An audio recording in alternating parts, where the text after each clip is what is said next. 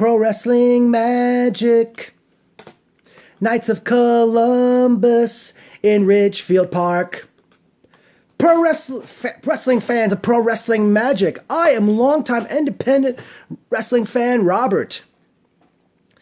After hearing the buzz for quite some time, I finally attended my very first Pro Wrestling Magic event titled Even Now. Without further ado, here are the results. There was a show began.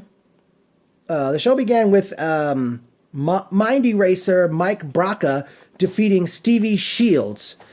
I found this to be a good opening match, and after the match ended, I don't know who he is, but he represents the group Kill the Magic, and I apologize for not getting his name. And he said something to Shields, and that prompted Kill the Magic members Mike Donovan and Steve Off to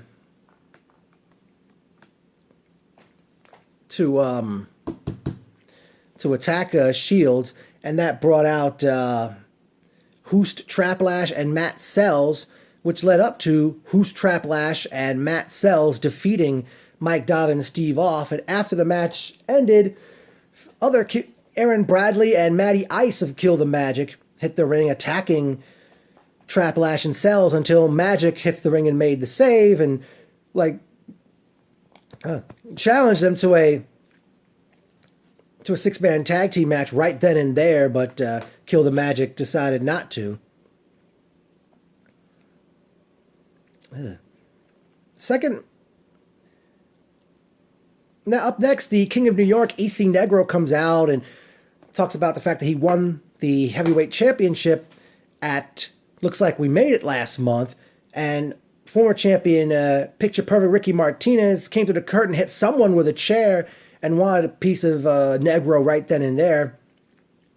But I forgot it was referees or security that prevented the two men from getting physical. Up next, we had women's action as we saw Jordan Grace defeat Angelus Lane. Very good match by both ladies, and hopefully they'll both continue to get more bookings.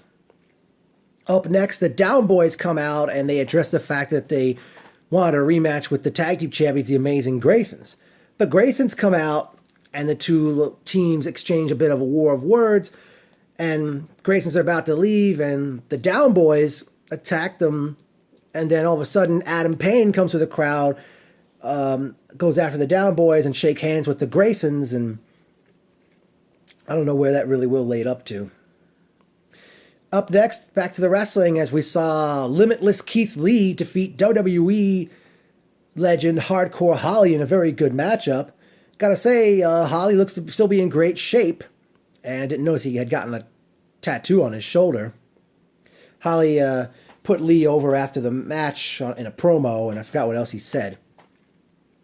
Next up, we saw wrestling's richest prize, Mr. Darius Carter, defeat Pinky Sanchez to retain the Tier 1 Wrestling Heavyweight Championship. Pinky really always gives it his all, no matter who he's wrestling, where he's wrestling. The man can go. At that point, they did go to intermission. And intermission ended, and we came along with the Danger Zone segment with Danger Jameson, and his guest was Everett Cross, and they were supposed to do like some kind of stunts, and Jameson brought some kind of world stunt championship belt with him. Not sure how all that went, and eventually it led up to a match where we saw Everett Cross defeat Danger Jameson to retain the Dark Arts Championship with Dark Arts Championship, which is, I guess, I don't know if it's supposed to be like the old Ring of Honor Pure title, because when Everett grabbed the rope to break a pin or submission, the ring announcer announced to the crowd that he used the rope break.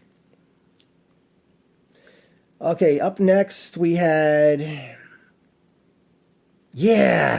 one of the best matches of the night, as we saw JT Dunn go one-on-one with Paul London, and London was, I guess, pretty much, I don't know if it's the first time he's done this, he brought karaoke magic to pro wrestling magic, as he was singing a song called "You're Never Too Young to Die." Don't know who sang that. And funny thing was, these two boys had quite a matchup. At the beginning, London still had the microphone. He's in the ring and he challenges JT to either have a falls count anywhere match or he sings a song. And Dunn says he can't really sing well and decides to have the falls count anywhere match. And the match gets underway. And these two men took it all over the building. And eventually, wow, it got to the point they actually went up on the big stage. Well, not the big stage, but the stage that if you've been to the building, folks, you know what I'm referring to. And I can't remember whether it was London or Dunn. One of them executed a Hurricane Rana, and that was quite a risk by both men hitting a move and the one who took it. They eventually JT gave London an ace crusher off the apron through a table. And eventually London went for his London Star press in the ring, and JT caught him in midair with an ace crusher and put him down for a 3 count. And then London takes the microphone saying that JT never ceases to impress him. And I forgot what JT ended up saying. JT said his knee was really hurting him. And he said that London, I think he said that, if he had to wrestle someone else, JT said he would have let his health come first. And funny thing is, after the match was over, London took the microphone and he sang Tom Jones's Thunderball, and he dedicated that to JT. Next, we were scheduled for the Hoss fight between Ace Romero and Bulldozer Matt Tremont. Romero comes to the ring to the outfield's Your Love, and Romero takes a microphone and announces to the crowd that, for whatever reason, Tremont did not show up. So he issued another open challenge like he did in December. This time it was answered by Ring of Honor star Warbeard Hansen, and these two moving monsters, oh man. Pro Wrestling Magic, I don't know if you have a DVD distribution, or if not, please, I hope you put that match on your YouTube page. That was such a match and quite an environment to be in. Wow. Eventually the match, oh boy, like I said, it was so chaotic, and the match went on, and Romero eventually puts Hansen down for a 3 count. And then it was main event time as King of New York EC Negro was set to defend his championship against Picture Perfect Ricky Martinez, but before the match gets underway, out comes former champion Don Francisco de Coronado. I apologize if I got his name wrong. He addresses that he lost the belt, never got his rematch, and he inserted himself into the match, and eventually JT Dunn comes out, hits Death by Elbow, goes on a Death by Elbow rampage as he attacked de Coronado, Martinez, Negro. Heck, he even hit the bearded referee. He went after one referee. He wound up hitting a roaring elbow on one of the fans in the front row.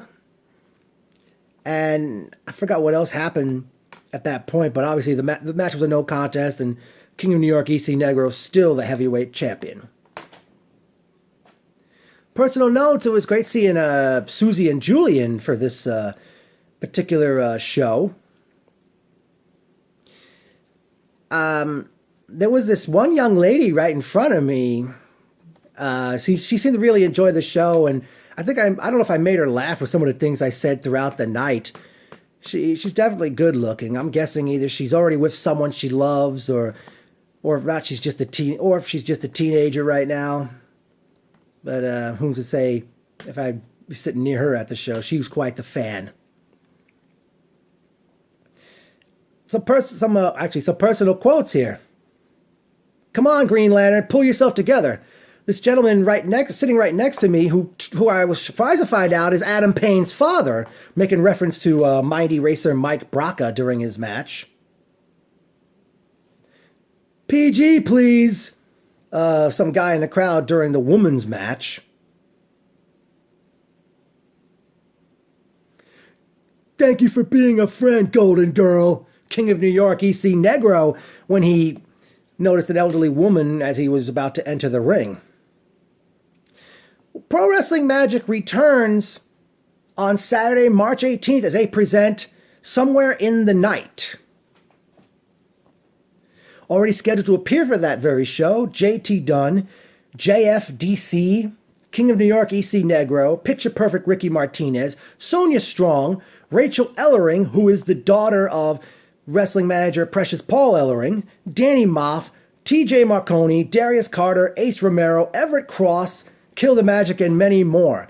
Now, I'll be right back for a moment.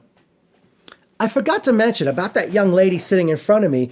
She was wearing an I Love Haters hat, and she was wearing it backwards.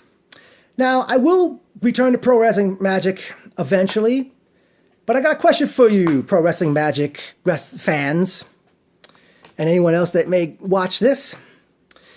Whether it's March 18th or a later date I return to Pro Wrestling Magic, do I bring this? Yes or no, folks?